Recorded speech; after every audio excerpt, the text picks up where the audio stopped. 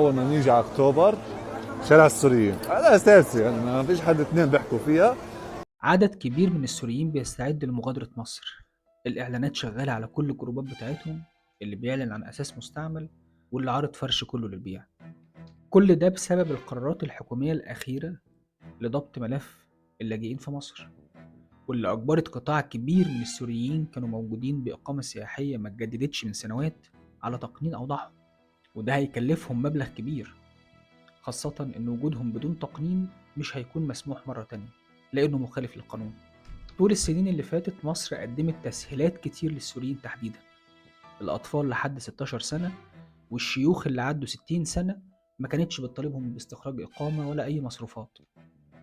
ووقت دخول الأطفال المدارس كانت بتكتفي برسوم الإقامة فقط بدون أي تكاليف إضافية. والكلام ده استمر أكتر من 12 سنة.